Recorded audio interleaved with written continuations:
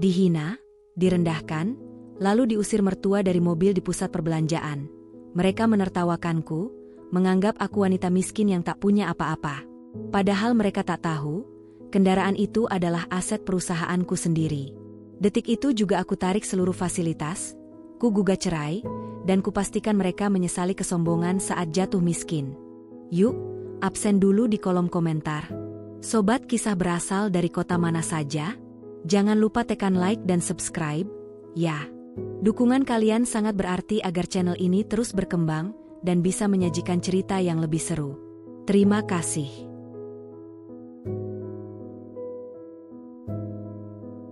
Hujan baru saja berhenti ketika Irma berdiri di depan rumah besar bercat putih itu. Udara sore masih lembab, bercampur bau tanah basah yang menusuk hidung. Genting rumah tampak berkilau terkena sisa air hujan, memantulkan cahaya lampu teras yang kuning redup.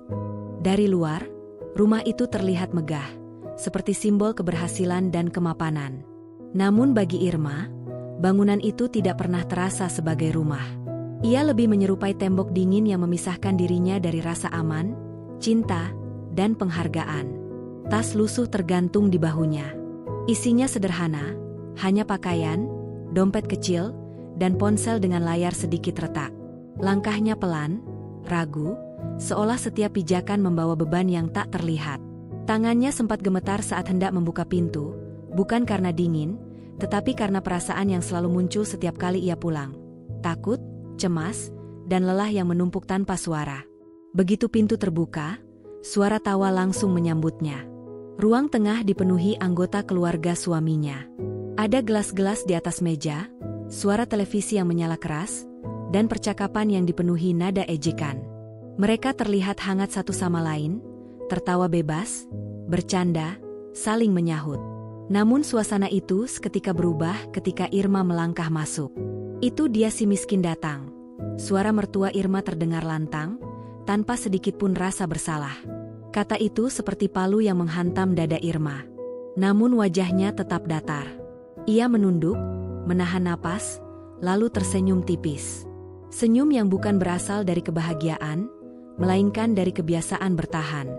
Senyum orang yang sudah terlalu sering direndahkan sampai rasa sakitnya berubah menjadi kebas. Sejak menikah dengan Ardi, hidup Irma perlahan kehilangan warna. Ia datang ke rumah itu sebagai istri, tetapi diperlakukan seperti orang asing. Bahkan lebih rendah dari orang asing. Ia dianggap beban, dianggap tak berguna, dianggap hanya numpang hidup. Setiap hari terasa sama, penuh tekanan yang tidak terlihat, tetapi terus menekan batin. Ardi duduk di sofa, menatap ponselnya. Ia bahkan tidak menoleh ketika Irma masuk. "Dari mana saja kamu?" tanyanya dingin, tanpa ekspresi, seolah Irma hanya sekadar orang yang lewat. "Dari luar," jawab Irma pelan. Nada suaranya rendah, hampir tak terdengar. Ia sudah terbiasa menjawab singkat, karena setiap kalimat panjang hanya akan membuka peluang untuk hinaan baru. Iparnya tertawa kecil. "Paling juga cari kerjaan kecil-kecilan. Cocoknya cuma jadi buruh. Mana bisa bantu keluarga?" ucapnya sambil menyeringai. Tawa mereka pecah. Beberapa ikut mengangguk setuju, seolah hinaan itu adalah kebenaran mutlak yang tak perlu diperdebatkan. Irma tetap diam. Ia melepas sepatunya perlahan, meletakkannya di sudut, lalu berjalan menuju kamar kecil di belakang rumah. Setiap langkahnya terasa berat, bukan karena tubuhnya lelah, tetapi karena jiwanya terus ditekan tanpa ruang bernapas. Kamar itu sempit. Hanya cukup untuk satu ranjang, satu lemari kecil, dan satu kursi tua. Cat dindingnya mengelupas, retakan kecil terlihat di beberapa sudut. Lampu bohlam menggantung tanpa kap, memancarkan cahaya pucat yang membuat ruangan terasa semakin dingin. Ia duduk di tepi ranjang, menatap lantai, menghela napas panjang. Di dalam dadanya, ada ribuan kata yang ingin keluar. Ada amarah, ada sedih, ada luka, ada kecewa. Tapi semua itu tertahan, terkunci rapi di balik wajah tenangnya. Ia sudah terlalu sering mencoba bicara, dan terlalu sering disalahkan. Ingatan tentang masa awal pernikahan muncul perlahan. Ardi dulu berbeda. Lembut, perhatian, hangat. Ia dulu memegang tangan Irma dengan bangga, memperkenalkannya ke orang-orang dengan senyum. Ia dulu berkata bahwa Irma adalah segalanya baginya. Ia dulu berjanji akan melindunginya. Namun semua itu berubah. Sedikit demi sedikit. Ketika keluarganya mulai mencibir. Ketika ibunya mulai merendahkan. Ketika saudara-saudaranya mulai mempengaruhi pikirannya. Perlahan, Ardi ikut melihat Irma sebagai perempuan tak berguna. Perlahan, ia ikut meremehkan. Perlahan, ia ikut menjauh. Hingga akhirnya, Irma bukan lagi istri, melainkan beban yang ditoleransi. Irma memejamkan mata. Air mata menetes satu. Lalu dua. Lalu berhenti. Ia menyekanya cepat. Bukan karena air mata itu habis. Tetapi karena ia sudah terlalu lelah untuk menangis. Di balik kesederhanaan hidupnya, Irma menyimpan rahasia besar. Tak ada satupun orang di rumah itu yang tahu siapa dirinya sebenarnya. Tak ada yang tahu bahwa ia memiliki perusahaan. Tak ada yang tahu bahwa ia memegang kepemilikan aset yang nilainya jauh melampaui semua yang mereka banggakan. Tak ada yang tahu bahwa seluruh fasilitas yang mereka nikmati berasal dari tangannya. Tak ada yang tahu bahwa satu tanda tangan darinya bisa mengubah hidup mereka semua. Namun Irma memilih diam. Ia ingin dicintai sebagai manusia. Bukan karena harta. Bukan karena kuasa. Bukan karena jabatan. Ia ingin diterima sebagai perempuan biasa yang mencintai dan ingin dicintai. Malam itu, Irma berbaring di ranjang sempitnya. Ia menatap langit-langit kamar yang kusam. Dari ruang tengah, suara tawa masih terdengar. Suara hinaan masih mengalir tanpa henti, seolah keberadaannya memang diciptakan untuk direndahkan. Dadanya terasa sesak. Bukan karena benci. Bukan karena dendam. Tetapi karena lelah. Lelah menjadi kuat sendirian. Lelah menjadi diam sendirian. Lelah menahan semuanya sendiri. Di dalam hatinya, sebuah kalimat mulai tumbuh perlahan. Tidak sebagai teriakan, tidak sebagai amarah, tetapi sebagai kesadaran yang tenang dan dingin. Aku tidak bisa hidup seperti ini selamanya. Kalimat itu bukan ancaman. Bukan sumpah. Bukan kemarahan. Tetapi titik awal. Titik awal dari sebuah pilihan. Bertahan sebagai korban. Atau bangkit sebagai dirinya sendiri. Dan malam itu, untuk pertama kalinya, Irma mulai menyadari bahwa kesabarannya bukan lagi kekuatan. Ia telah berubah menjadi penjara. Pagi datang tanpa kehangatan. Cahaya matahari menembus celah jendela kecil di kamar Irma, jatuh tepat di wajahnya. Ia terbangun perlahan, dengan tubuh yang masih terasa lelah meski tidur semalaman. Udara kamar terasa pengap, seolah dinding-dinding sempit itu menyimpan semua beban yang ia pendam. Ia duduk di tepi ranjang, menatap lantai yang dingin. Tak ada alarm, tak ada suara yang membangunkan. Kebiasaannya sendiri yang membuatnya terjaga. Tubuhnya seakan sudah terbiasa hidup dalam kesiapsiagaan, seolah jika ia terlambat sedikit saja, dunia akan kembali menimpanya dengan kesalahan. Ia bangkit, merapikan rambutnya yang terurai, lalu melangkah keluar kamar. Rumah sudah mulai hidup. Suara piring beradu. Langkah kaki tergesa. Suara televisi menyala keras. Suara tawa kecil bercampur nada sinis. Irma langsung menuju dapur. Tangannya bergerak otomatis, seperti mesin yang sudah diprogram. Menanak nasi, memanaskan air, menyiapkan gelas, membersihkan meja. Tak ada satupun yang memintanya, tetapi semua orang menganggap itu kewajibannya. Cepat dong, jangan lelet. Suara mertua terdengar dari ruang tengah. Irma tidak menjawab. Ia mempercepat gerakannya. Bukan karena patuh, tetapi karena lelah berdebat. Ardi muncul di dapur, mengambil gelas tanpa menatap wajah Irma. Tangannya bergerak kasar saat menuang air. Baju kerjaku belum disetrika, katanya datar. Irma mengangguk pelan. Aku setrika sekarang. Tak ada terima kasih. Tak ada tatapan. Tak ada nada lembut. Ia hanya perintah. Iparnya masuk, membuka kulkas, lalu menghela napas kesal. Kenapa minumannya tinggal sedikit? Kamu tuh kerjaannya apa sih di rumah? Ucapnya ketus. Irma menunduk. Aku belanja nanti. Alasan terus. Balasnya sinis. Irma memilih diam. Diam adalah satu-satunya cara bertahan di rumah itu. Jika ia bicara, ia salah. Jika ia membela diri, ia dianggap melawan. Jika ia menangis, ia dianggap lemah. Jika ia marah, ia dianggap tidak tahu diri.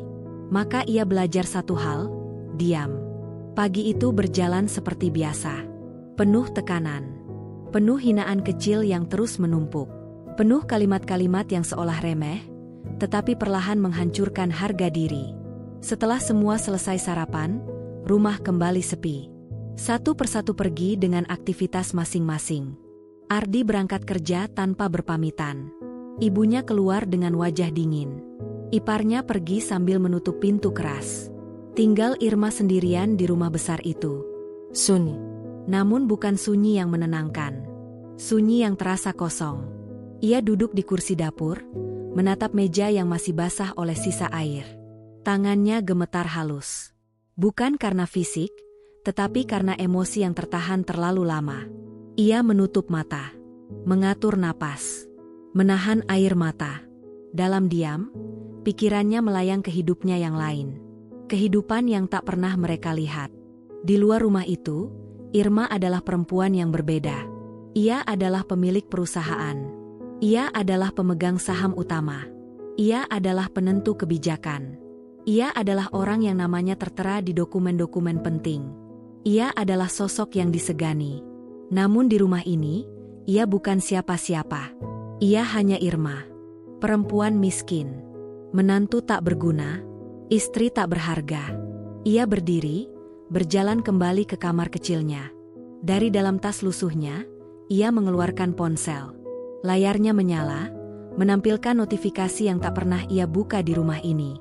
Pesan masuk, laporan keuangan, email penting, undangan rapat, nama-nama besar, angka-angka besar. Semua dunia yang ia bangun sendiri. Ia menatap layar itu lama. Bukan dengan bangga, tetapi dengan lelah. Ia mematikan layar, menyimpannya kembali. Ia belum siap membuka dua dunia itu sekaligus.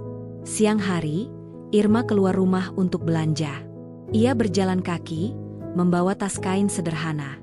Beberapa tetangga menyapanya, sebagian memandangnya dengan kasihan, sebagian dengan tatapan meremehkan.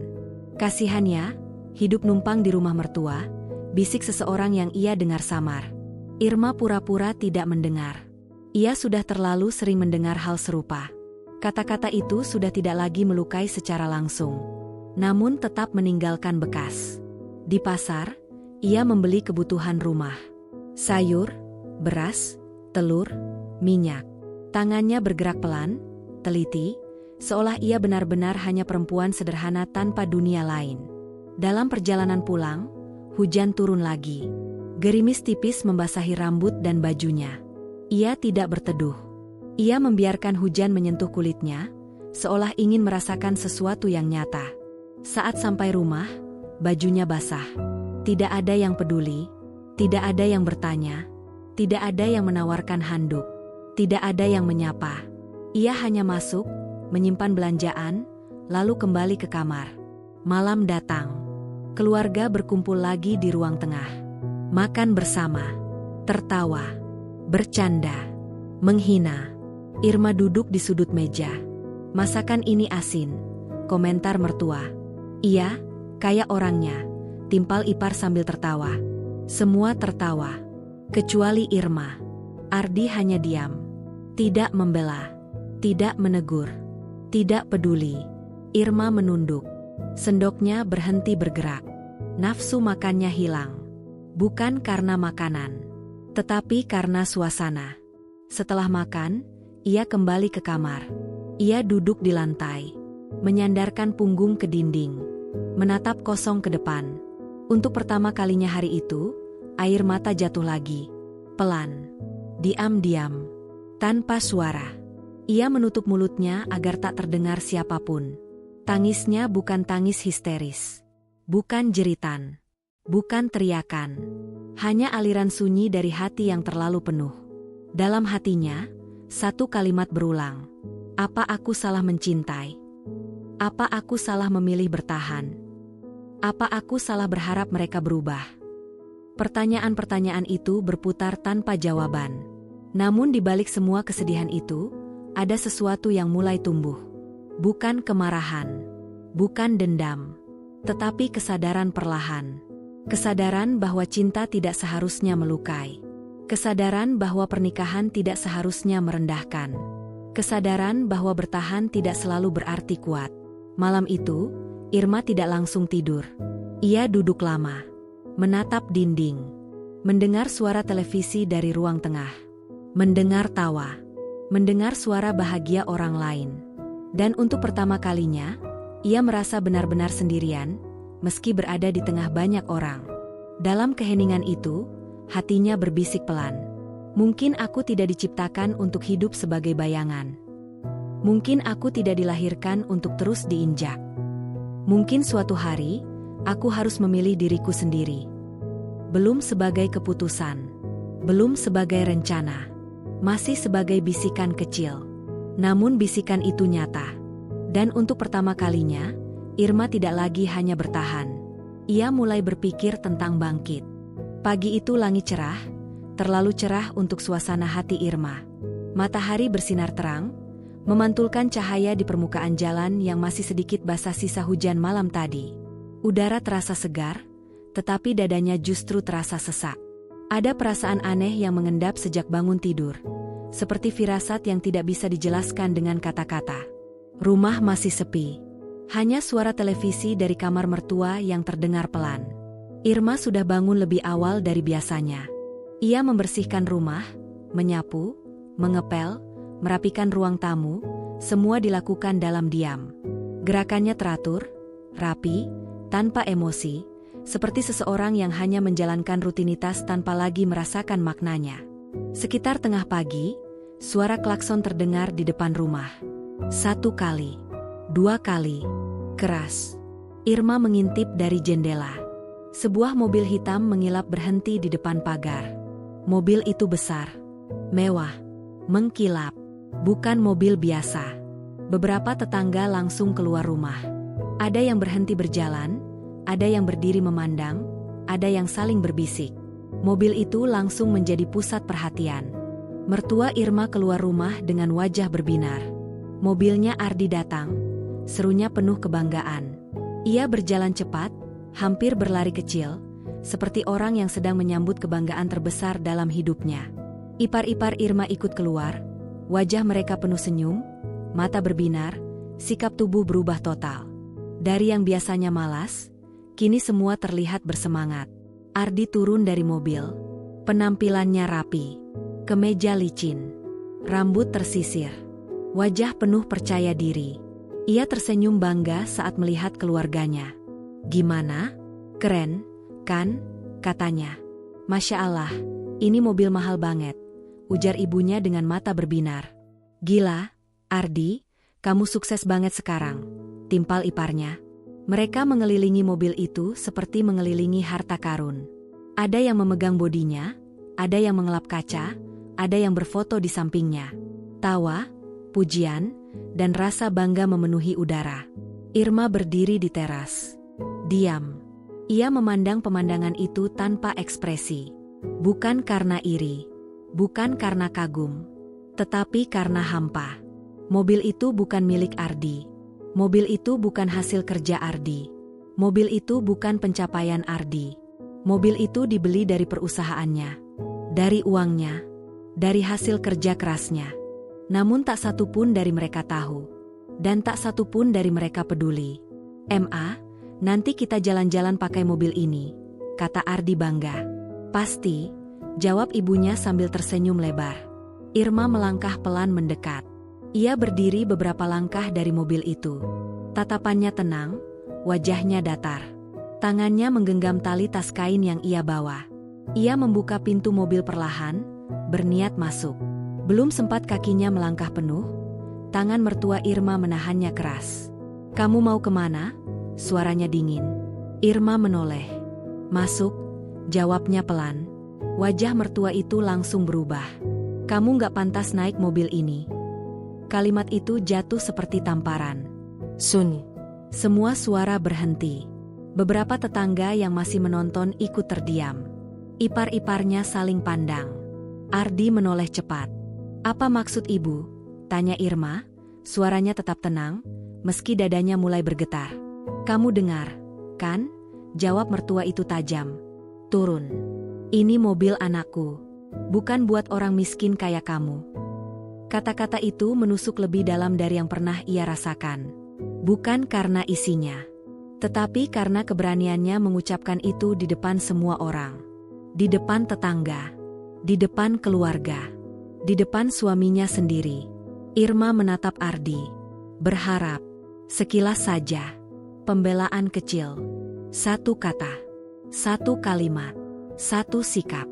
Namun Ardi hanya diam. Tatapannya menghindar. Mulutnya terkunci. Wajahnya kaku. Tak ada keberanian. Tak ada pembelaan. Tak ada perlindungan. Saat itu, sesuatu di dalam diri Irma runtuh. Bukan hatinya. Bukan cintanya. Tetapi ilusi. Ilusi bahwa ia masih memiliki suami. Ilusi bahwa ia masih punya tempat. Perlahan, Irma melangkah turun dari mobil. Sepatu lusuhnya menyentuh aspal panas. Debu menempel di ujung roknya. Ia berdiri tegak. Tenang. Tidak menangis. Tidak berteriak. Tidak melawan. Namun dadanya terasa seperti diremas kuat-kuat. Mertua itu menutup pintu mobil dengan keras. "Kalau mau pergi, naik angkot. Itu lebih cocok buat kamu," ucapnya sambil tertawa kecil. Beberapa orang ikut tertawa. Beberapa hanya diam. Beberapa pura-pura tidak melihat. Ardi masuk ke mobil. Mesin menyala. Mobil itu perlahan melaju, meninggalkan Irma berdiri sendirian di pinggir jalan. Angin panas menyapu wajahnya. Debu beterbangan. Suara mesin mobil menjauh. Dan di saat itu, untuk pertama kalinya dalam hidupnya, Irma merasa benar-benar tidak memiliki apapun di rumah itu. Ia berdiri lama. Tidak bergerak. Tidak mengejar. Tidak memanggil. Tidak menangis. Hanya berdiri. Seperti patung. Seperti bayangan. Seperti seseorang yang baru saja kehilangan sesuatu yang tak bisa kembali. Beberapa tetangga menatapnya dengan tatapan campur aduk antara kasihan dan heran. Ia akhirnya melangkah pelan. Pergi dari depan rumah itu. Tidak tahu mau kemana. Tidak tahu mau berbuat apa. Langkahnya membawanya ke halte kecil di ujung jalan. Ia duduk. Menatap kosong ke depan. Tangannya gemetar. Napasnya tidak teratur. Dadanya sesak. Namun air matanya tidak keluar. Seolah tubuhnya sudah terlalu lelah untuk menangis. Ia mengeluarkan ponsel dari tas. Layarnya menyala. Nama-nama penting muncul. Notifikasi masuk. Pesan dari direktur. Pesan dari manajer. Pesan dari tim keuangan. Satu dunia yang menunggu perintahnya. Ia menatap layar itu lama. Sangat lama. Lalu jari-jarinya bergerak. Ia membuka satu kontak. Orang yang selama ini ia hindari untuk dihubungi dalam konteks pribadi. Orang yang tahu segalanya tentang dirinya. Orang yang tahu siapa dia sebenarnya. Panggilan tersambung. "Bu Irma?" Suara di seberang terdengar hormat. Irma menarik napas dalam-dalam. Matanya menatap jalan kosong di depannya. Suaranya keluar pelan, tenang, tetapi dingin.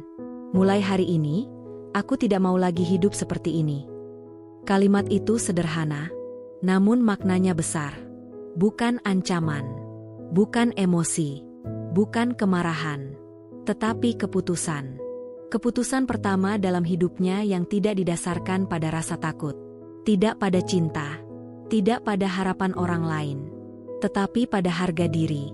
Dan sejak detik itu, hidup Irma mulai bergerak ke arah yang tidak bisa lagi dihentikan. Langit mulai berubah warna ketika Irma melangkah pergi dari halte kecil itu. Matahari condong ke barat, sinarnya tidak lagi menyilaukan, tetapi justru terasa redup dan lelah, seolah ikut merasakan beban yang ada di dadanya. Ia berjalan tanpa tujuan pasti, hanya mengikuti arah kaki melangkah. Jalanan ramai, kendaraan berlalu lalang, orang-orang sibuk dengan hidup masing-masing, dan tak satu pun menyadari bahwa seorang perempuan sedang berdiri di persimpangan hidupnya sendiri. Setiap langkah terasa berat, bukan karena tubuhnya lelah, tetapi karena pikirannya penuh. Panggilan yang barusan ia lakukan masih terngiang di kepalanya. Suara di seberang telepon itu begitu familiar. Nada hormat, nada patuh, nada yang selalu mengingatkannya pada dunia yang selama ini ia sembunyikan. Dunia yang tidak pernah bercampur dengan kehidupannya sebagai istri Ardi. Ia berhenti di pinggir jalan, berdiri di bawah pohon besar yang daunnya rimbun. Angin sore berembus pelan, menggerakkan ujung rambutnya. Ia menutup mata sebentar, mengatur napas. Untuk pertama kalinya setelah sekian lama, ia merasa tidak ingin pulang. Bukan karena takut, tetapi karena tidak ada lagi yang ingin ia pertahankan. Di dalam dadanya, tidak ada lagi rasa ingin diakui. Tidak ada lagi harapan untuk dimengerti. Tidak ada lagi keinginan untuk diminta bertahan. Yang ada hanya satu perasaan kosong yang tenang.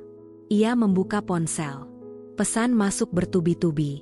Nama-nama penting bermunculan. Orang-orang yang selama ini hanya mengenalnya sebagai sosok kuat, tegas, dan berwibawa. Tidak ada satupun dari mereka yang tahu bagaimana ia hidup di rumah itu. Tidak ada yang tahu bahwa ia tidur di kamar sempit. Tidak ada yang tahu bahwa ia dihina setiap hari. Tidak ada yang tahu bahwa ia hidup sebagai bayangan. Ia membaca satu pesan, lalu yang lain, lalu yang lain lagi. Semua tentang pekerjaan, tentang perusahaan, tentang keputusan, tentang arah bisnis, tentang masa depan. Dunia yang menunggu suaranya. Dunia yang bergerak karena tanda tangannya. Dunia yang selama ini ia tahan agar tidak menyentuh kehidupan rumah tangganya. Ia menghela napas panjang, lalu mengetik satu pesan singkat. Tenang, singkat, jelas. Isinya bukan kemarahan, bukan emosi, bukan curahan hati. Hanya instruksi. Instruksi awal. Gerakan pertama. Tanpa suara, tanpa drama, tanpa kegaduhan. Ia menekan kirim. Dan sejak detik itu, roda mulai bergerak. Ia melanjutkan berjalan hingga sampai di sebuah kedai kecil di pinggir jalan. Tempatnya sederhana. Kursi kayu, meja kecil, lampu kuning redup. Tidak ada kemewahan, tidak ada musik keras. Hanya suasana tenang. Ia duduk di sudut, memesan teh hangat. Tangannya memegang cangkir itu lama, merasakan hangatnya meresap ke telapak tangan. Hangat yang sederhana, hangat yang nyata. Berbeda dengan kemewahan palsu yang ia lihat di rumah itu. Ia menatap keluar jendela. Orang-orang lalu lalang. Pasangan berjalan sambil tertawa. Anak kecil berlari mengejar balon. Seorang ibu menggandeng anaknya. Pemandangan biasa. Namun dadanya terasa sesak. Ia bertanya pada dirinya sendiri, dalam diam. Kapan terakhir kali aku merasa bahagia tanpa pura-pura? Pertanyaan itu tidak langsung dijawab. Namun jawabannya terasa jelas di hatinya. Sudah lama sekali. Terlalu lama. Tehnya tinggal setengah. Langit semakin gelap. Lampu-lampu jalan mulai menyala. Irma akhirnya bangkit. Ia tidak pulang ke rumah itu. Bukan karena ingin melawan. Tetapi karena tidak sanggup lagi. Ia berjalan menuju sebuah penginapan kecil yang bersih dan tenang. Tempat sederhana, tetapi nyaman. Resepsionis menyapanya ramah. Tidak ada tatapan merendahkan. Tidak ada suara menghina. Tidak ada cibiran. Hanya senyum biasa. Ia memesan satu kamar. Masuk. Menutup pintu. Dan untuk pertama kalinya setelah bertahun-tahun, ia berada di ruang yang sepenuhnya miliknya sendiri. Ia duduk di tepi ranjang. Menatap sekeliling. Dinding bersih. Lampu terang. Spray rapi.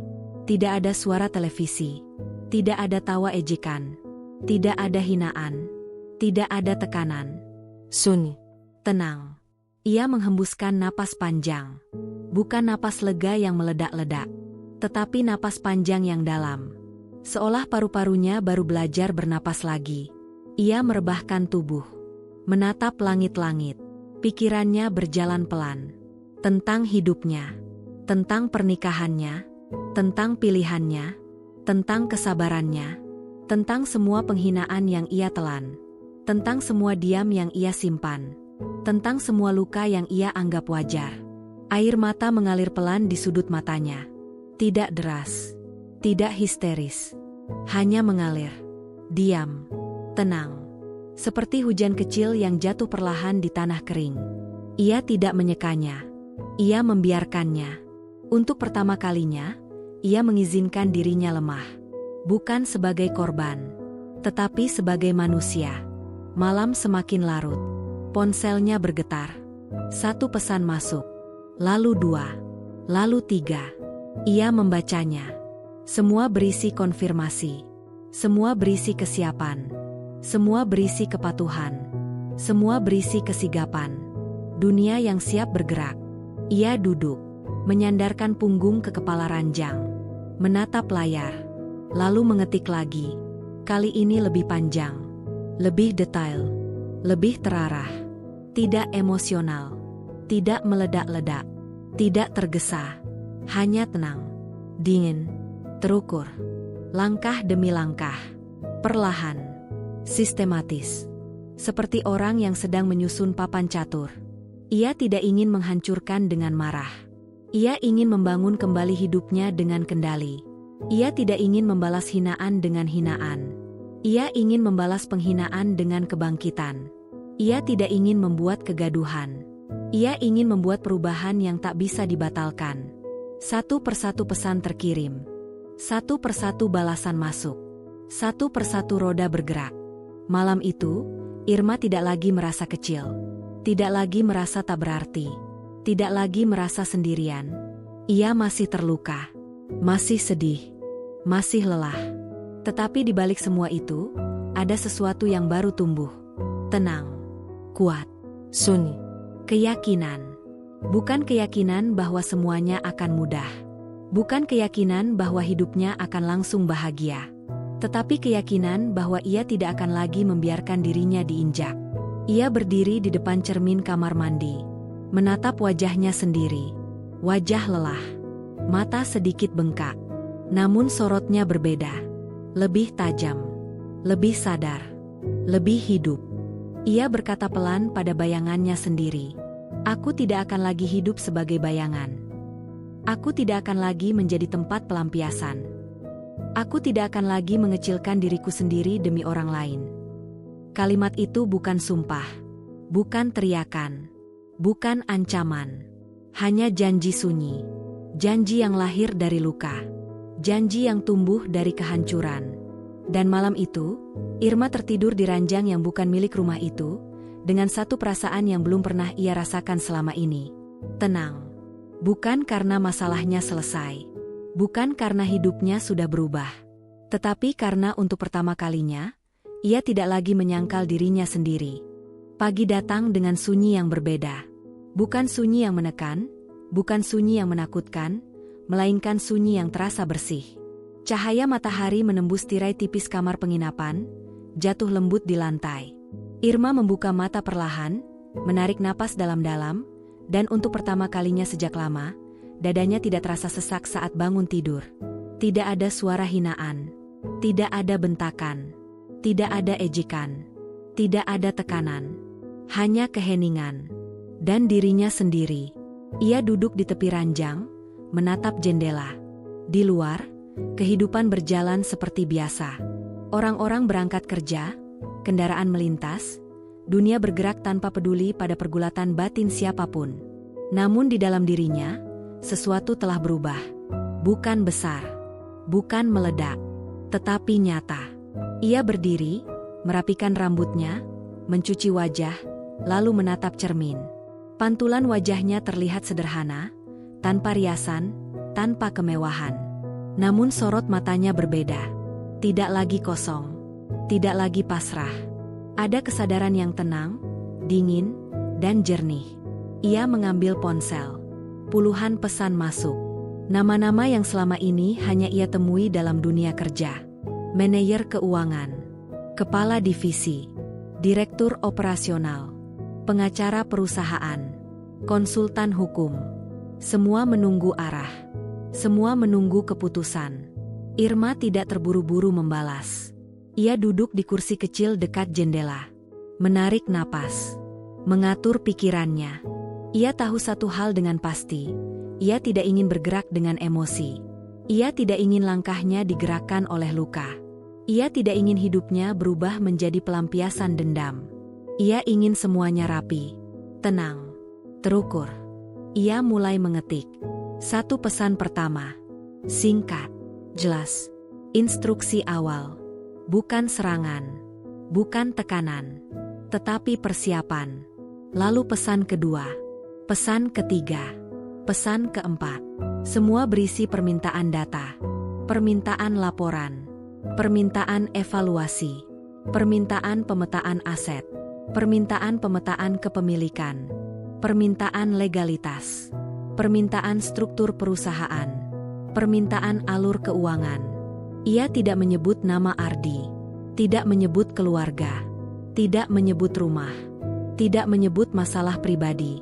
Semua dibungkus profesional, formal, dingin, seperti rapat bisnis biasa.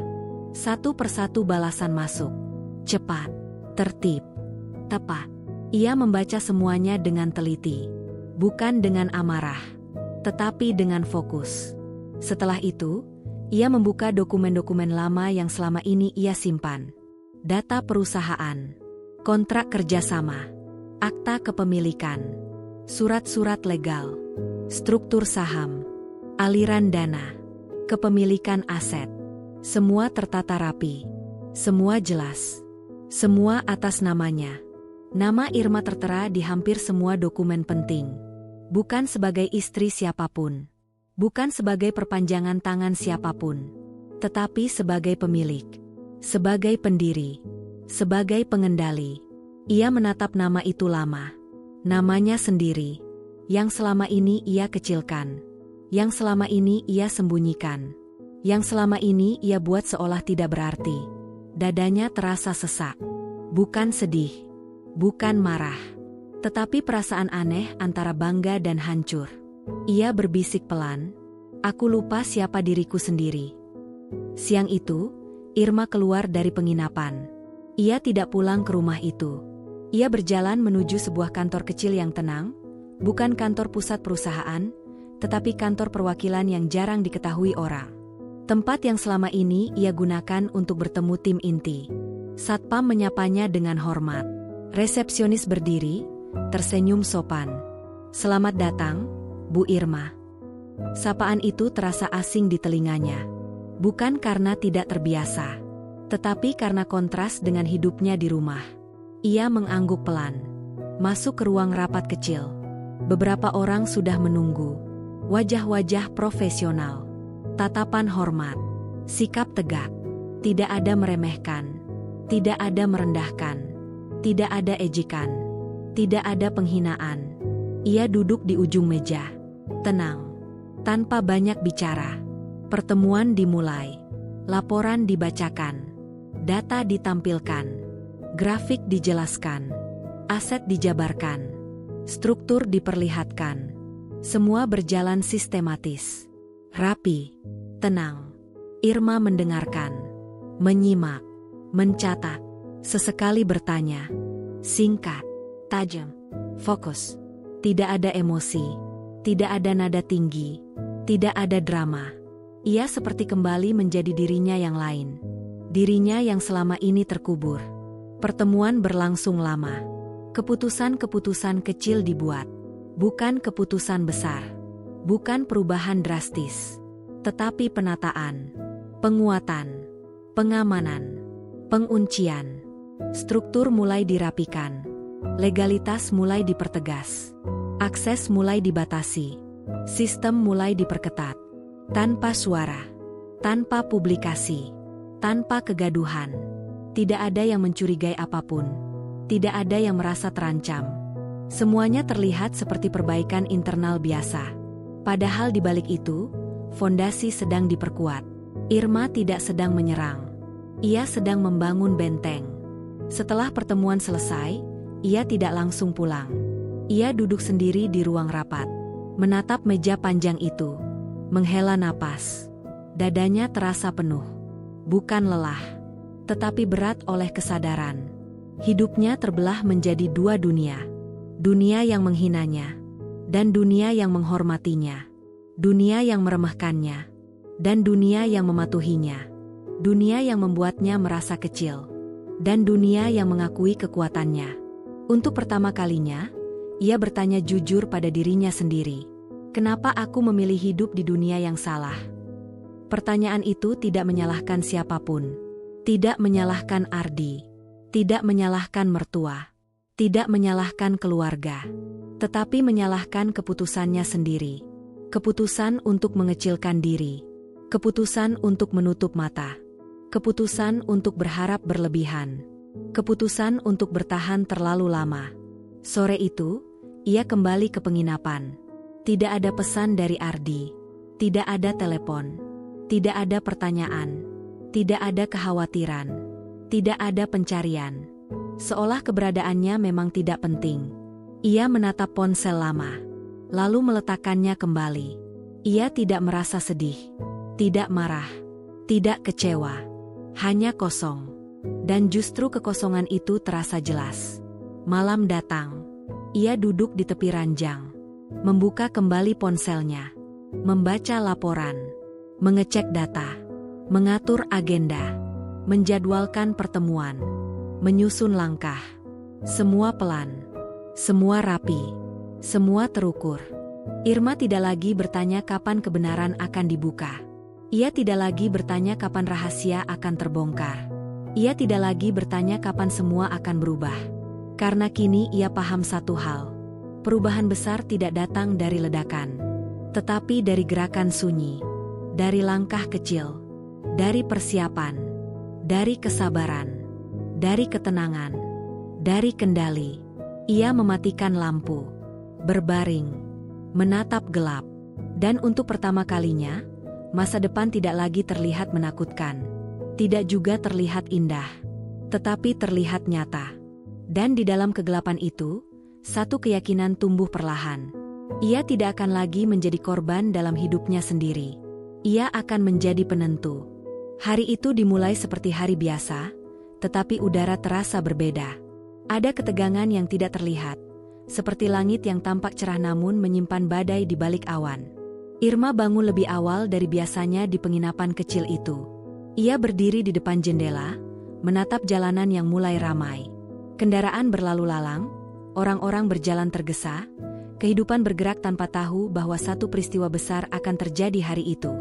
Di dadanya, ada perasaan aneh. Bukan takut, bukan cemas, tetapi firasat. Ia bersiap dengan tenang, tidak berdandan berlebihan, tidak mengenakan pakaian mencolok. Hanya busana sederhana, rapi, bersih. Rambutnya diikat sederhana. Wajahnya tenang, nyaris tanpa ekspresi. Ia tidak ingin terlihat kuat, tidak ingin terlihat lemah. Ia hanya ingin terlihat sebagai dirinya sendiri. Ponselnya bergetar. Satu pesan masuk. Dari Ardi. Singkat. Dingin. "Kita ada acara keluarga besar hari ini. Kamu datang." Tidak ada tanya. Tidak ada ajakan. Tidak ada nada rindu. Hanya perintah. Irma menatap pesan itu lama, lalu membalas singkat, "Baik." Tidak ada emosi, tidak ada penjelasan. Ia tahu, hari ini bukan hari biasa. Ia datang ke rumah besar itu menjelang siang. Rumah yang dulu ia sebut rumah, tetapi tak pernah memberinya rasa aman. Dari luar, suasananya ramai. Mobil-mobil terparkir. Tenda kecil terpasang di halaman. Kursi-kursi disusun. Keluarga besar berkumpul. Tawa, suara obrolan, aroma makanan menyatu di udara. Acara keluarga besar. Syukuran. Perayaan kecil. Kebanggaan keluarga. Irma melangkah masuk perlahan. Tak ada yang menyambut. Tak ada yang memanggil. Tak ada yang tersenyum.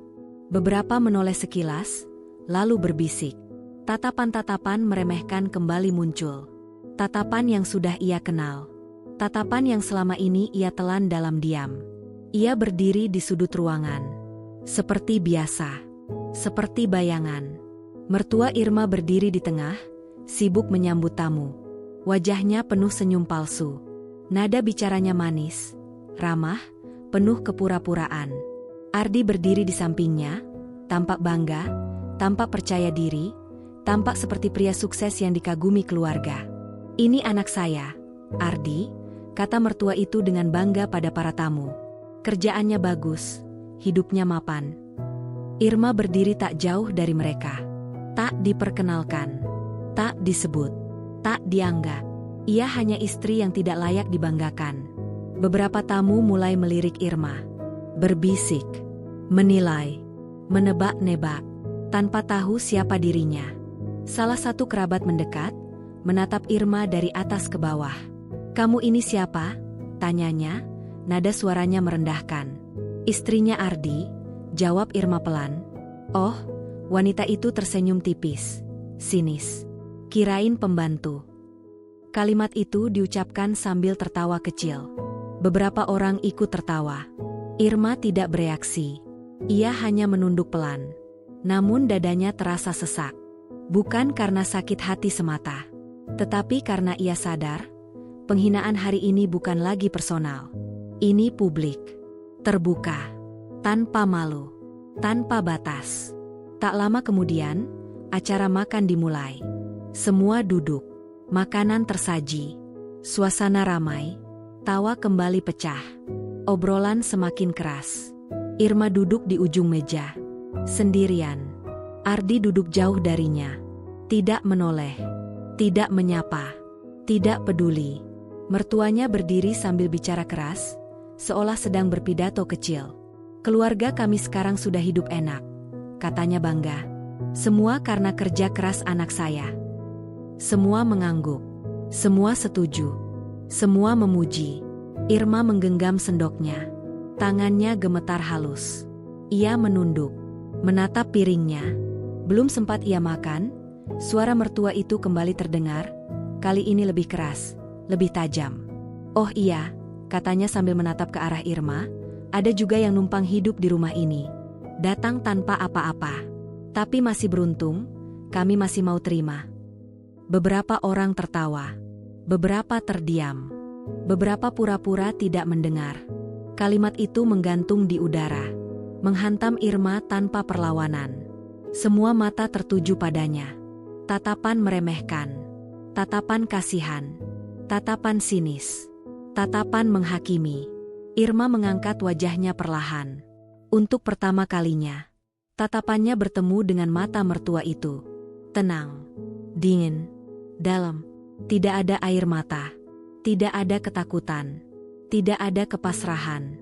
Hanya ketenangan yang aneh. "Kalau nggak punya apa-apa," lanjut mertua itu, "harusnya tahu diri." Kalimat itu menjadi puncak. Bukan karena kerasnya suara, tetapi karena terbukanya penghinaan. Karena hilangnya batas. Karena matinya empati. Karena hancurnya harga diri di depan banyak orang. Ruangan hening sejenak.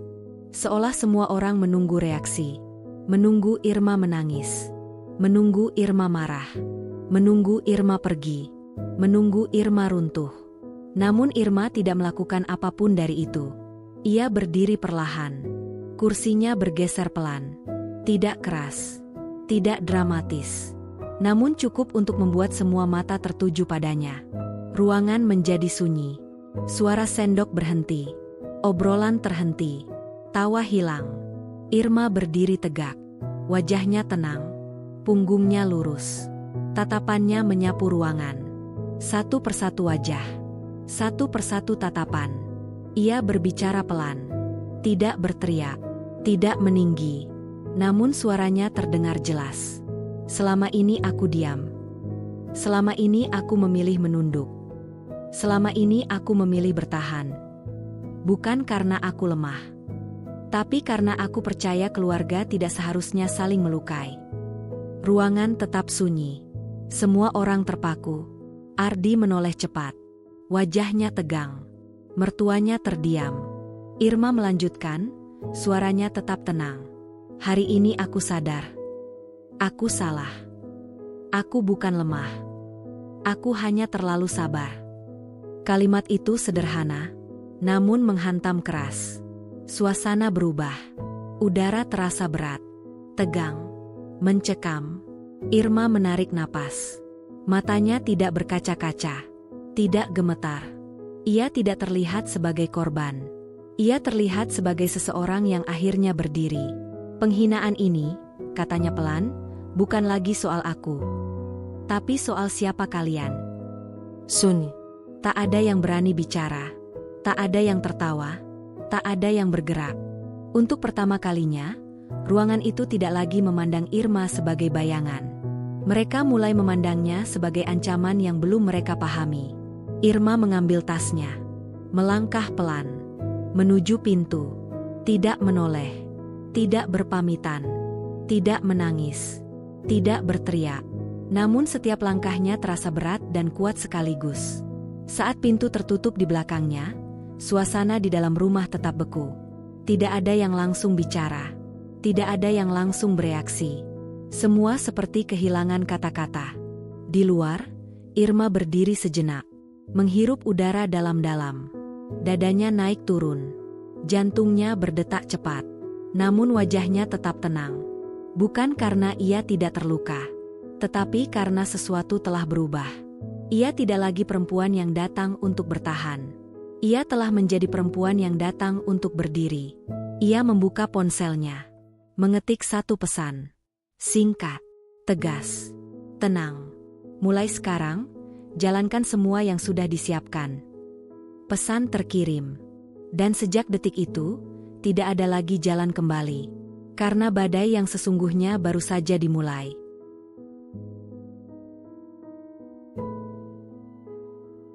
Irma tidak langsung pulang setelah meninggalkan rumah itu.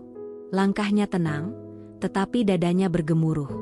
Jalanan terasa panjang, suara kendaraan terdengar jauh, seperti teredam oleh pikirannya sendiri. Tangannya menggenggam ponsel erat, seolah benda kecil itu adalah satu-satunya penghubung antara dirinya dan dunia yang sedang ia bangun kembali. Pesan yang ia kirim bukan sekadar instruksi. Itu adalah tombol pemicu.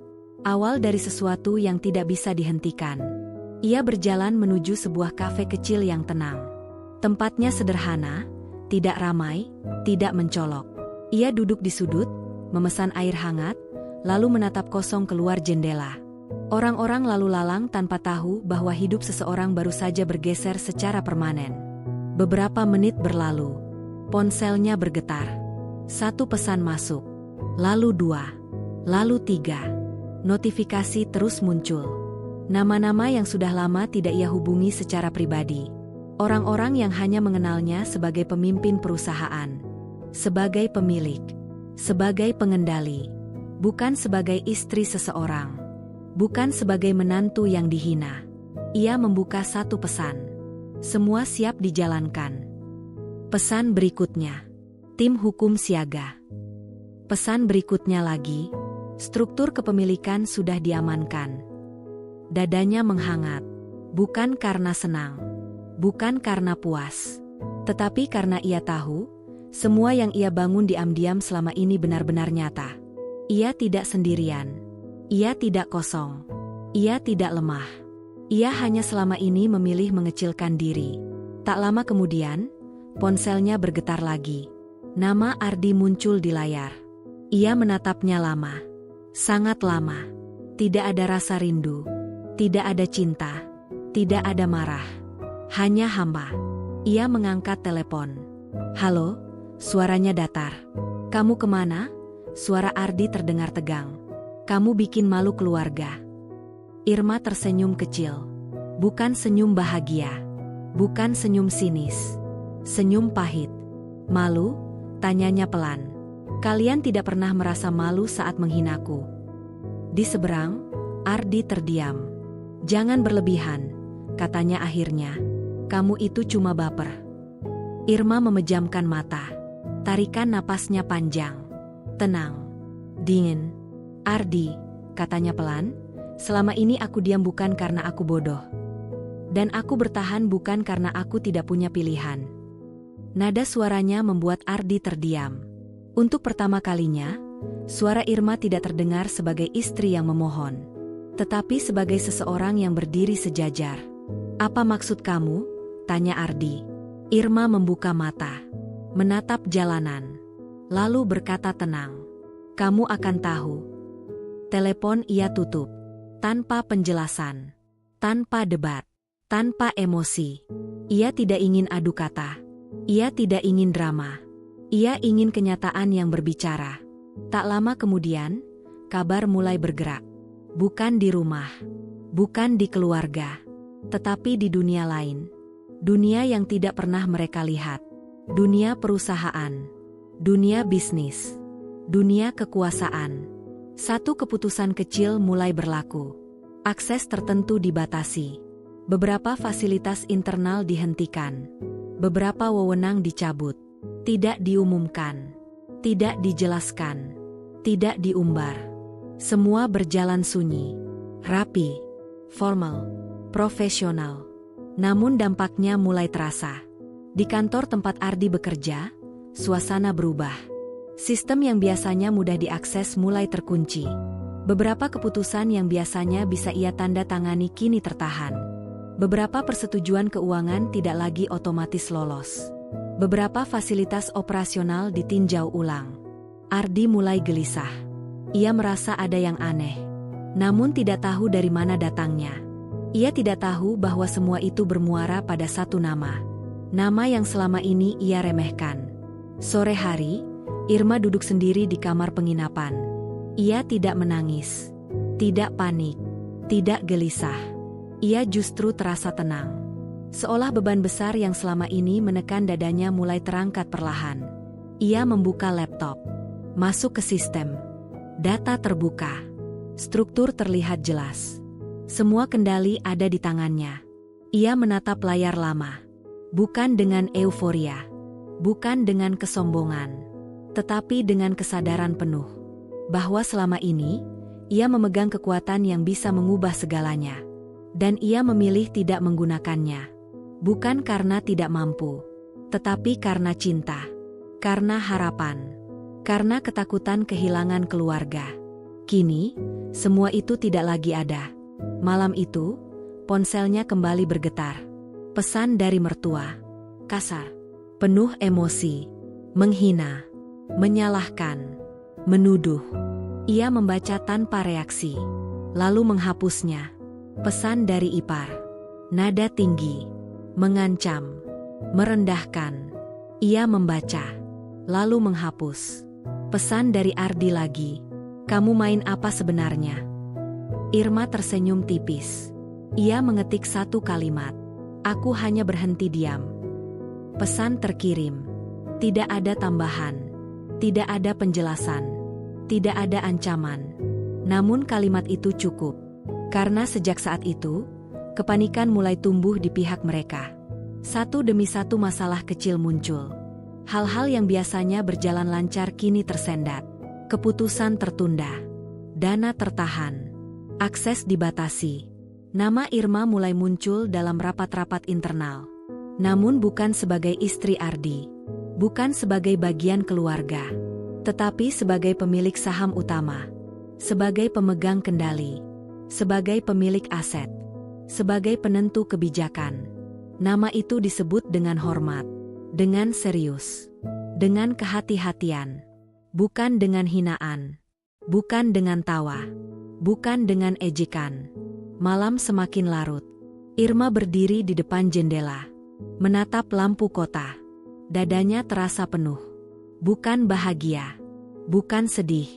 Tetapi perasaan aneh yang tidak bisa ia jelaskan dengan satu kata. Perasaan berdiri di ambang perubahan besar. Ia berbisik pelan pada dirinya sendiri. Ini bukan balas dendam. Ini bukan kemarahan. Ini hanya kebenaran yang akhirnya berjalan. Dan di tempat lain, tanpa mereka sadari sepenuhnya, keluarga yang selama ini menghinanya mulai berdiri di tepi jurang yang tidak mereka lihat. Bukan karena Irma mendorong. Tetapi karena selama ini mereka berdiri di atas sesuatu yang bukan milik mereka. Dan sekarang, pemiliknya sedang berjalan kembali untuk mengambilnya. Pagi datang tanpa suara guntur, tanpa hujan, tanpa tanda apapun yang mencolok. Matahari naik perlahan, seolah hari itu hanyalah hari biasa. Namun bagi Irma, pagi itu terasa seperti garis pemisah antara dua dunia. Hidup lamanya yang penuh diam, dan hidup barunya yang penuh keputusan. Ia duduk di tepi ranjang kamar penginapan, menatap jendela yang terbuka. Angin pagi masuk perlahan, menyentuh wajahnya. Udara terasa segar, tetapi dadanya terasa berat. Bukan karena takut, bukan karena ragu, melainkan karena ia tahu, hari ini tidak akan sama lagi dengan hari-hari sebelumnya. Ponselnya tergeletak di sampingnya. Tidak ada pesan baru, tidak ada panggilan masuk. Sunyi. Namun justru kesunyian itu terasa lebih menekan daripada teriakan. Irma berdiri, mandi, berpakaian sederhana. Tidak ada baju mahal, tidak ada perhiasan mencolok, tidak ada simbol kekayaan.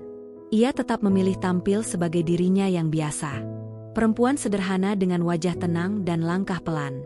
Namun di balik kesederhanaan itu, ada kekuasaan yang tak terlihat. Ada kendali yang nyata. Ada keputusan yang sudah diambil. Ia membuka laptop. Masuk ke sistem perusahaan. Laporan-laporan terbuka. Status keuangan. Struktur kepemilikan. Aset. Kontrak. Semua jelas. Rapi. Tertata. Ia membaca satu persatu. Bukan untuk memastikan kekuatannya, tetapi untuk memastikan keadilannya. Karena hari ini, bukan soal menjatuhkan, bukan soal menghancurkan, tetapi soal mengambil kembali yang memang miliknya. Ponselnya bergetar. Satu panggilan masuk. Nama mertua muncul di layar. Irma menatapnya lama, lalu mengangkat. "Halo," ucapnya tenang. Suara di seberang terdengar berbeda. Tidak lagi angkuh, tidak lagi keras. Tidak lagi menghina, ada getar, ada panik, ada kebingungan. "Irma," suara itu terdengar tertahan. "Ini semua kenapa?" Irma tidak langsung menjawab. Ia menarik napas perlahan. Tenang, dingin. "Kenapa apa?" tanyanya lembut. "Di kantor Ardi kacau. Aksesnya dibatasi. Fasilitasnya dicabut. Semua orang panik. Kamu tahu apa yang terjadi?" Irma menutup mata sebentar. Bukan untuk menahan emosi, tetapi untuk menata kata. "Aku tahu," jawabnya pelan. Hening di seberang. "Kenapa?" Suara itu mulai meninggi. "Kamu lakukan apa?" Irma membuka mata, menatap dinding kamar. Lalu berkata perlahan, jelas, dan tanpa nada marah. "Aku hanya menghentikan kebohongan." Hening. Lama. "Bohong apa?" tanya mertuanya dengan suara bergetar. Irma tersenyum kecil. Senyum yang tidak mengandung ejekan. Tidak mengandung kesombongan. Hanya kelelahan. "Kalian hidup dari sesuatu yang bukan milik kalian," katanya tenang. "Dan selama ini, aku membiarkannya." Suara napas berat terdengar dari seberang. "Apa maksudmu?" tanya mertuanya lagi. Irma tidak menjawab panjang. Ia hanya berkata, "Hari ini, aku akan datang." Telepon ditutup. Irma berdiri lama. Dadanya terasa penuh. Ia tahu, pertemuan itu akan menjadi titik balik. Bukan hanya untuk mereka, tetapi untuk dirinya sendiri. Beberapa jam kemudian, Irma berdiri di depan rumah besar itu lagi. Rumah yang dulu selalu membuatnya gemetar. Rumah yang dulu terasa seperti penjara. Namun kali ini, langkahnya tidak ragu. Tangannya tidak gemetar. Dadanya tidak sesak. Ia melangkah masuk. Suasana rumah berbeda. Sunyi. Tegang. Semua orang berkumpul di ruang tengah. Wajah-wajah yang dulu penuh ejekan kini penuh kecemasan. Mertua duduk kaku. Ipar-ipar menunduk. Ardi berdiri di sudut ruangan. Wajahnya pucat. Matanya merah. Tatapannya penuh tanya. Irma berdiri di tengah ruangan. Sendiri. Tenang. Tanpa pengawalan. Tanpa simbol kuasa. Namun kehadirannya terasa berat. Seolah udara berubah. "Apa yang kamu lakukan?" Suara Ardi pecah. "Semua ini berantakan." Irma menatapnya. Tatapan yang tidak lagi berisi cinta. Tidak lagi berisi harap. Hanya kejujuran. "Aku berhenti berpura-pura," katanya pelan. Mertua berdiri. "Kamu ini siapa sebenarnya?" Suaranya gemetar. "Kamu cuma istri Ardi." Irma tersenyum kecil. Lalu berkata dengan suara tenang, tetapi tegas. "Aku Irma." Satu kalimat. Pendek. Namun berat. Aku pemilik perusahaan tempat Ardi bekerja. Sunyi. Ruangan seperti membeku. Wajah-wajah menegang. Mata-mata membesar. Napas tertahan. Aku pemegang saham utama. Aku pemilik aset yang kalian gunakan. Aku pemilik fasilitas yang selama ini kalian banggakan. Setiap kalimat jatuh seperti palu. Pelan. Namun menghantam. Ardi terduduk. Matanya menatap kosong. Tidak mungkin, bisiknya. Irma menatapnya lama. Semua yang kamu pakai, lanjut Irma pelan. Mobil, rumah, fasilitas, jabatan, akses, semuanya berjalan karena satu tanda tanganku. Tangis pecah. Bukan dari Irma, tetapi dari mertuanya. Ipar-iparnya saling menatap panik. Kamu bohong. Suara Ardi bergetar. Irma membuka ponsel. Menunjukkan dokumen. Data. Struktur. Nama. Tanda tangan. Semua jelas. Tidak bisa dibantah. Ardi gemetar. Aku selama ini dianggap miskin, kata Irma tenang. Dianggap tidak berguna. Dianggap beban. Diusir. Dihina. Direndahkan. Ia menatap semua wajah di ruangan itu satu persatu. Tapi aku diam karena aku ingin dicintai sebagai manusia. Bukan sebagai harta. Bukan sebagai kuasa. Bukan sebagai aset. Tangis mulai pecah di ruangan. Namun wajah Irma tetap tenang. Sekarang aku berhenti diam. Lanjutnya, ia menatap Ardi. Aku menarik semua fasilitas.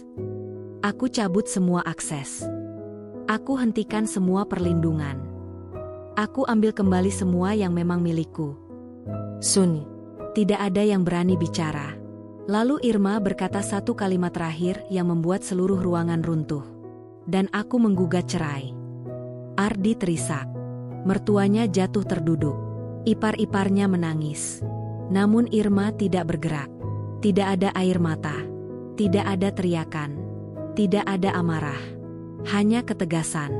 Hanya kejelasan. Hanya keputusan. Hari itu bukan hari kehancuran. Hari itu adalah hari kebenaran. Hari ketika topeng runtuh. Hari ketika kebohongan berhenti. Hari ketika seorang perempuan yang selama ini dianggap lemah berdiri sebagai dirinya sendiri. Bukan sebagai istri. Bukan sebagai menantu. Bukan sebagai korban. Tetapi sebagai Irma. Pemilik hidupnya. Pemilik keputusannya. Pemilik dirinya sendiri. Dan untuk pertama kalinya, ia benar-benar bebas. Rumah itu kembali sunyi setelah Irma pergi. Sunyi yang bukan damai, tetapi sunyi yang penuh gema kehancuran. Tidak ada lagi teriakan, tidak ada lagi tangis keras, hanya suara isak pelan yang terputus-putus dan napas berat yang saling bersahutan. Udara terasa tebal, seolah dinding-dinding menyerap semua kepanikan yang baru saja meledak. Irma melangkah keluar tanpa menoleh. Langkahnya tenang. Punggungnya tegak. Wajahnya datar. Namun di dalam dadanya, ada gelombang emosi yang bergulung tanpa suara. Bukan penyesalan. Bukan ragu. Tetapi campuran antara lega dan luka yang akhirnya menemukan ujungnya. Ia berdiri di luar, menghirup udara dalam-dalam. Langit cerah, biru, tanpa awan gelap. Matahari bersinar lembut. Kontras dengan kehancuran emosional yang baru saja ia tinggalkan. Ia masuk ke mobil. Duduk. Menutup pintu perlahan. Baru saat itu, dadanya bergetar. Air mata jatuh satu. Lalu dua. Bukan karena sedih pada mereka. Tetapi karena perpisahan dengan versi dirinya sendiri yang lama. Versi yang selalu diam. Versi yang selalu mengalah. Versi yang selalu berharap berubah. Ia menyeka wajahnya. Menarik napas panjang. Lalu menyalakan mesin. Mobil melaju. Tidak cepat. Tidak tergesa. Seolah setiap meter jalan adalah jarak dari masa lalu yang ia lepaskan. Di tempat lain, dunia Ardi runtuh. Teleponnya tidak berhenti berdering. Pesan masuk tanpa henti. Pertanyaan. Teguran. Panggilan rapat. Pemberitahuan pembatasan akses. Surat resmi. Notifikasi hukum. Semua datang bersamaan. Tanpa jeda. Tanpa ruang bernapas. Ia duduk di ruang tamu rumah itu, menatap kosong. Tangannya gemetar. Pikirannya kacau. Ia tidak pernah benar-benar mengenal Irma. Ia hanya mengenal bayangan yang ia bentuk sendiri. Perempuan diam. Perempuan patuh. Perempuan yang bisa diinjak. Kini, bayangan itu hancur. Yang tersisa adalah kenyataan yang terlalu besar untuk ia cerna. Mertuanya hanya bisa menangis. Ipar-iparnya terdiam. Tidak ada yang tahu harus berbuat apa. Tidak ada yang tahu harus menyalahkan siapa. Karena selama ini, mereka hidup dari kebohongan yang mereka sendiri ciptakan. Hari-hari berikutnya berjalan seperti badai yang tak terlihat. Proses hukum dimulai. Dokumen cerai masuk. Tim hukum Irma bergerak cepat. Profesional. Tenang. Rapi. Tidak ada drama. Tidak ada keributan. Tidak ada gosip publik. Semua dilakukan formal. Sah. Resmi. Ardi mencoba menghubungi Irma berkali-kali. Telepon tidak diangkat. Pesan tidak dibalas. Ia datang ke kantor. Tidak bisa masuk. Aksesnya dicabut. Ia datang ke penginapan. Irma sudah pindah. Alamatnya tidak diketahui. Semua pintu tertutup. Bukan karena Irma bersembunyi, tetapi karena batas sudah ditarik. Jelas, tegas, tidak bisa ditembus. Sementara itu, Irma mulai membangun hidup barunya. Bukan dengan pesta, bukan dengan kemewahan, bukan dengan pamer, tetapi dengan ketenangan. Ia pindah ke apartemen sederhana, tertata, bersih, tenang. Setiap pagi, ia bangun tanpa teriakan, tanpa hinaan, tanpa tekanan, tanpa rasa takut. Ia minum kopi sendiri, menatap matahari, mendengar sunyi. Untuk pertama kalinya, sunyi terasa damai.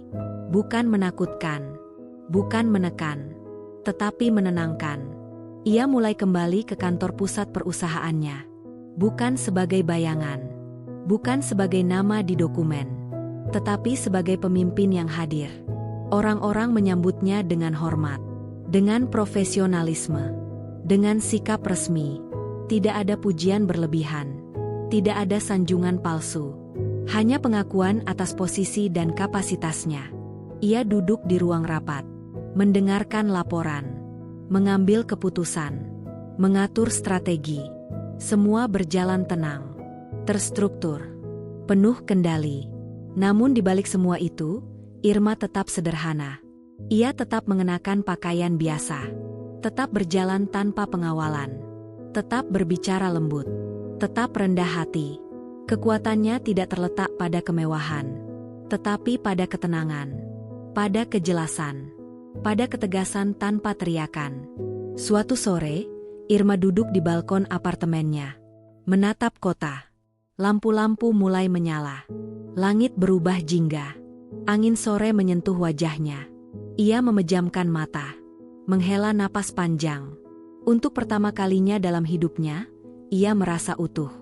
Bukan karena harta, bukan karena kuasa, tetapi karena ia tidak lagi hidup dalam ketakutan, tidak lagi hidup dalam kebohongan, tidak lagi hidup dalam penyangkalan diri. Ia membuka mata, tersenyum kecil. Bukan senyum kemenangan, bukan senyum balas dendam, tetapi senyum damai. Senyum seseorang yang akhirnya pulang ke dirinya sendiri.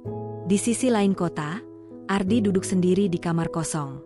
Rumah besar itu terasa sempit, sunyi, dingin. Ia menatap foto lama pernikahan mereka. Irma tersenyum di foto itu. Tulus, hangat, penuh cinta. Air mata jatuh. Ia baru sadar. Bukan Irma yang berubah. Dialah yang kehilangan. Ia yang buta. Ia yang menghancurkan. Ia yang meremehkan sesuatu yang paling berharga dalam hidupnya. Namun penyesalan datang terlambat.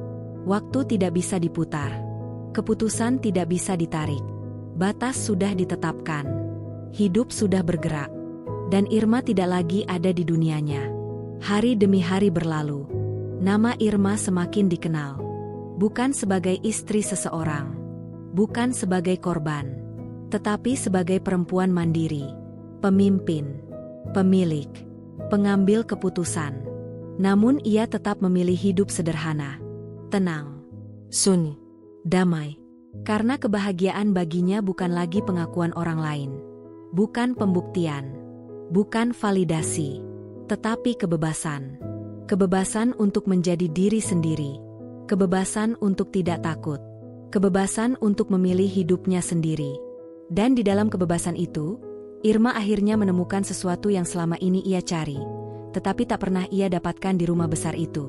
Rasa aman, rasa tenang, rasa cukup, rasa pulang. Hari-hari Irma berjalan dengan ritme yang baru. Tidak lagi dipenuhi suara hinaan, tidak lagi dipenuhi ketegangan yang menekan dada, tidak lagi dipenuhi rasa takut akan salah bicara atau salah langkah. Hidupnya kini bergerak pelan, teratur, dan tenang, seolah setiap detik memiliki ruang bernapas yang luas. Pagi-paginya dimulai dengan kesunyian yang damai. Ia bangun tanpa alarm teriakan, tanpa suara bentakan, tanpa wajah-wajah yang menatap dengan kebencian. Hanya cahaya matahari yang masuk melalui jendela. Hanya suara burung yang hinggap di kabel listrik. Hanya aroma kopi yang ia seduh sendiri. Ia duduk di kursi kecil di dekat jendela, menatap kota yang perlahan hidup. Orang-orang berangkat kerja, kendaraan mulai memenuhi jalan, dunia bergerak seperti biasa. Namun bagi Irma, dunia itu terasa baru, seolah ia baru pertama kali benar-benar melihatnya. Ia tidak lagi merasa kecil, tidak lagi merasa tak berarti. Tidak lagi merasa harus meminta ruang. Ia sudah memiliki ruangnya sendiri. Di kantor, posisinya semakin jelas. Semua sistem telah disusun ulang. Struktur organisasi diperbaiki. Jalur keputusan dibuat lebih transparan.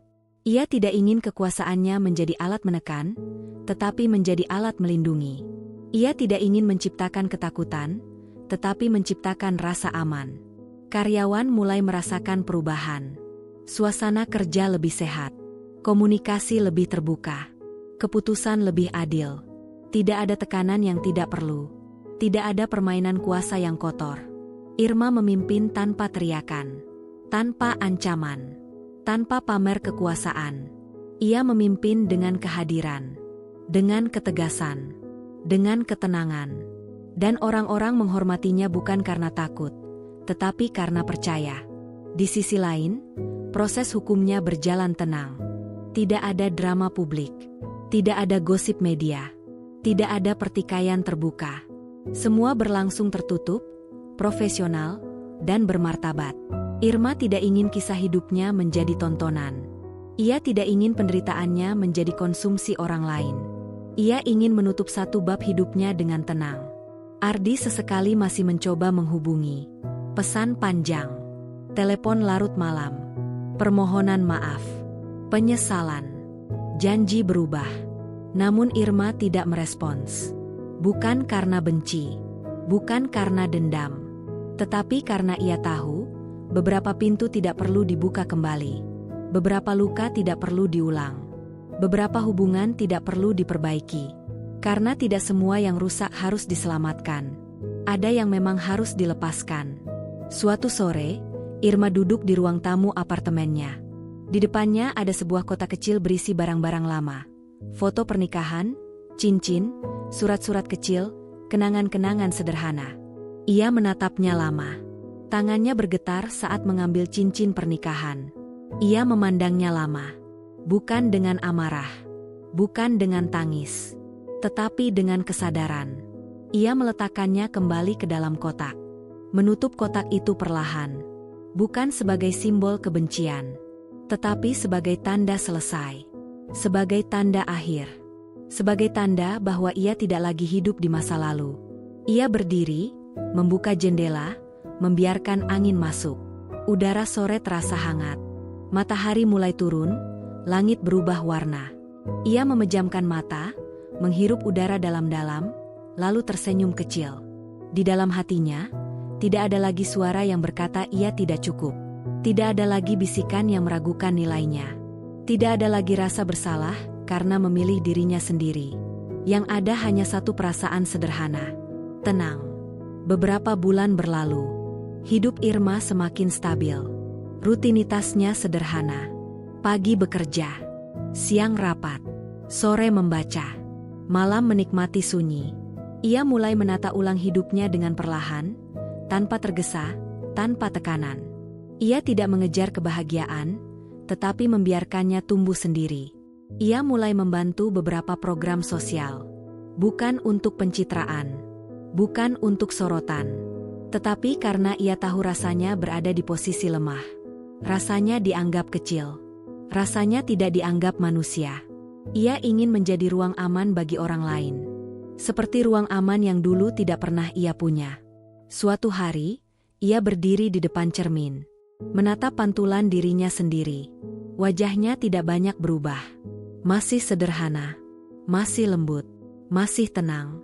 Namun ada sesuatu yang berbeda di matanya. Tidak lagi takut. Tidak lagi ragu. Tidak lagi memohon. Ada keyakinan. Ada kejelasan. Ada kedewasaan. Ia tersenyum pada dirinya sendiri. Bukan dengan bangga, tetapi dengan penerimaan. Ia tidak lagi ingin menjadi versi yang disukai semua orang. Ia hanya ingin menjadi versi yang jujur pada dirinya sendiri.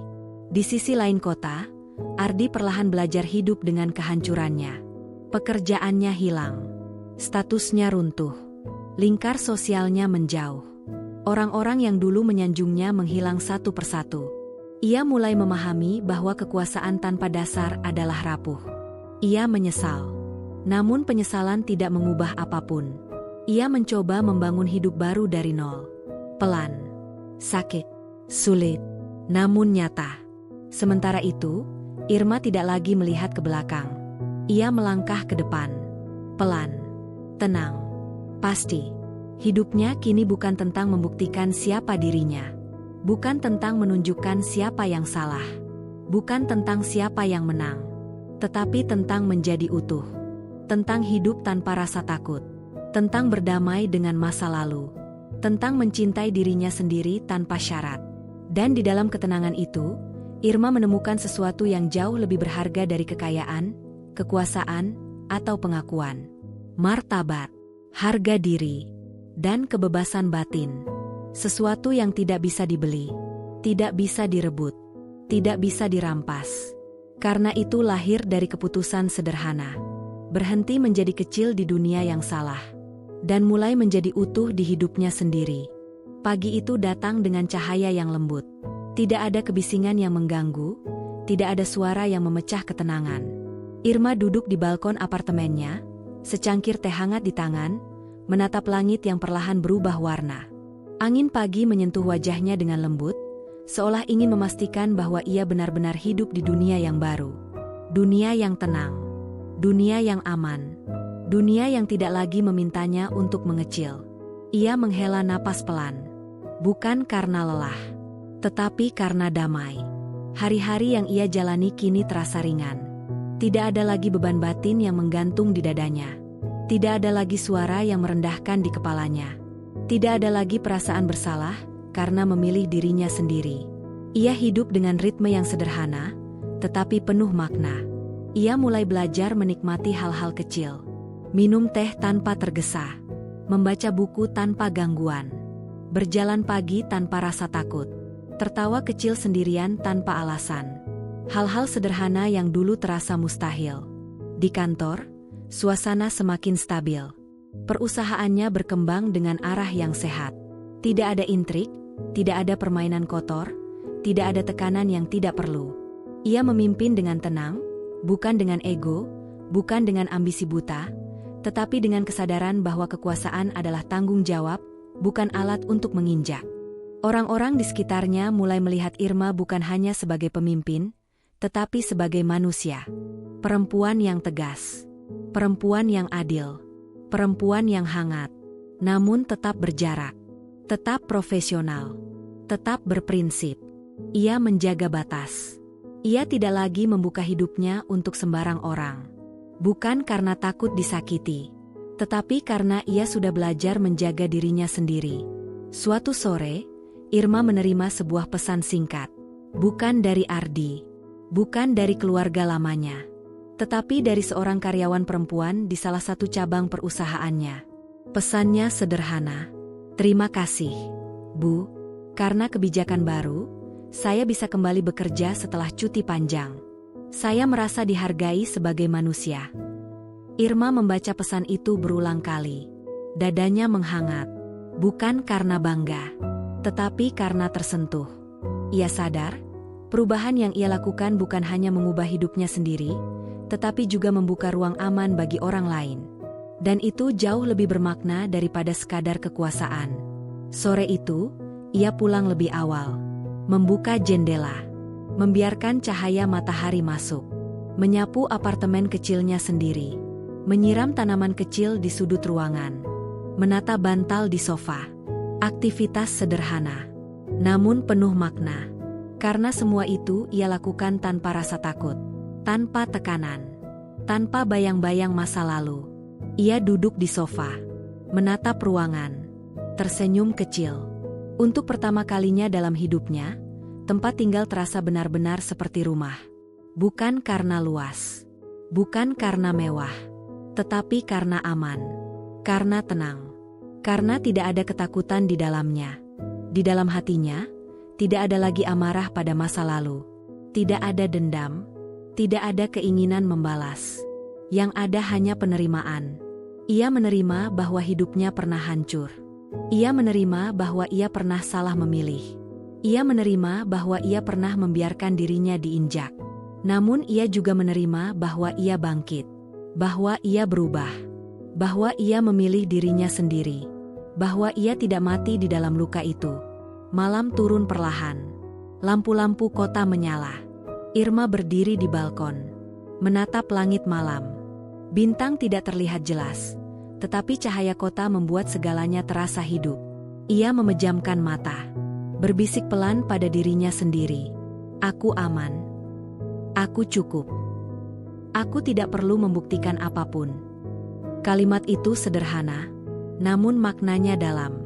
Karena selama ini, hidupnya selalu tentang membuktikan. Membuktikan layak dicintai. Membuktikan pantas dihargai. Membuktikan cukup sebagai manusia. Kini, semua itu tidak lagi perlu. Ia sudah tahu nilainya. Ia sudah tahu batasnya. Ia sudah tahu siapa dirinya. Dan malam itu, Irma masuk ke dalam, menutup pintu balkon, menyalakan lampu kecil, lalu duduk di sofa dengan selimut tipis. Ia tersenyum sendiri, menikmati keheningan. Bukan keheningan yang kosong, tetapi keheningan yang penuh. Penuh rasa aman. Penuh penerimaan. Penuh ketenangan. Hidupnya tidak sempurna. Tidak selalu bahagia. Tidak selalu mudah. Namun kini, hidupnya jujur. Dan itu jauh lebih berharga daripada kehidupan palsu yang dulu ia jalani. Ia menutup mata perlahan. Dan untuk pertama kalinya sejak lama, ia tidur tanpa beban. Pagi terakhir dalam kisah hidup lamanya datang tanpa tanda istimewa. Matahari terbit seperti biasa, cahaya menembus tirai tipis apartemen Irma, membentuk garis-garis lembut di lantai. Udara pagi terasa segar, membawa aroma kota yang mulai bangun. Irma membuka mata perlahan, tanpa rasa berat di dada, tanpa pikiran yang menekan. Ia bangun, berdiri di depan jendela, dan menatap dunia di luar sana. Dunia yang kini terasa miliknya. Bukan dalam arti harta. Bukan dalam arti kuasa. Tetapi dalam arti kebebasan. Ia tersenyum kecil, lalu berjalan ke dapur, menyeduh teh hangat. Uap tipis naik dari cangkir, menari pelan di udara. Ia duduk di kursi dekat jendela, menikmati keheningan pagi. Tidak ada suara bentakan. Tidak ada hinaan. Tidak ada tekanan. Hanya dirinya dan hidup yang ia pilih sendiri. Hari itu, Irma tidak memiliki agenda besar. Tidak ada rapat penting. Tidak ada pertemuan genting. Tidak ada keputusan strategis yang harus diambil. Justru hari itu terasa ringan, seperti hadiah kecil setelah perjalanan panjang. Ia memilih berjalan kaki keluar apartemen, menyusuri trotoar, menatap wajah-wajah orang yang lalu lalang. Anak kecil yang tertawa, ibu yang menggandeng tangan anaknya, penjual kecil yang tersenyum ramah. Hidup berjalan apa adanya, dan Irma berjalan di dalamnya tanpa rasa takut, tanpa rasa rendah diri, tanpa perasaan harus mengecil. Ia berhenti di sebuah taman kecil, duduk di bangku kayu, menatap pepohonan. Daun-daun bergerak pelan tertiup angin. Ia memejamkan mata, menghela napas panjang. Di dalam hatinya, tidak ada lagi luka yang menjerit. Tidak ada lagi suara yang meremehkan. Tidak ada lagi bayangan masa lalu yang menakutkan. Yang ada hanya kesadaran penuh bahwa ia telah melalui semuanya. Ia tidak lari. Ia tidak bersembunyi. Ia tidak menyerah. Ia menghadapi. Ia memilih. Ia berubah. Ia bangkit. Ia menjadi dirinya sendiri. Ingatan tentang hidup lamanya muncul sesaat. Tentang hinaan. Tentang ejekan. Tentang rasa kecil. Tentang rasa tidak cukup. Tentang rasa tidak layak.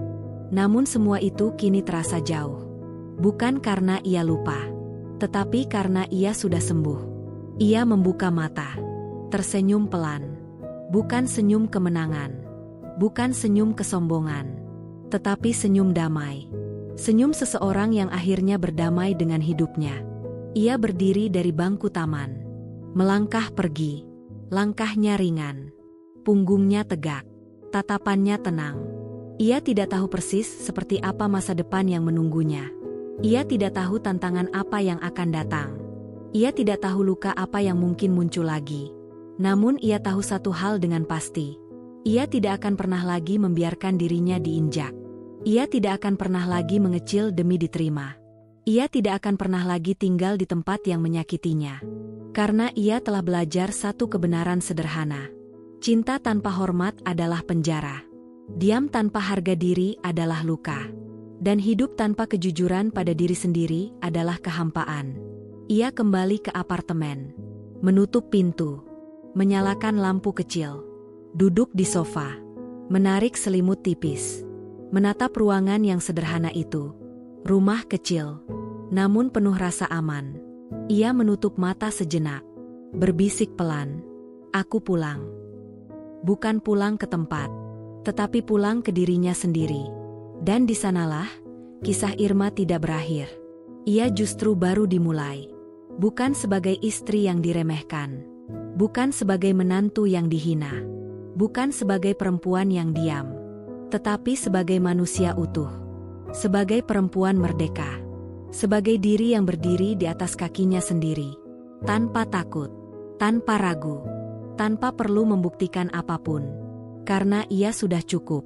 Karena ia sudah utuh. Karena ia sudah pulang. Dan kisah itu tidak ditutup dengan sorak-sorai. Tidak dengan pesta. Tidak dengan kemenangan besar. Tetapi dengan satu hal yang jauh lebih bermakna. Ketentraman. Keheningan. Dan kedamaian. Akhir.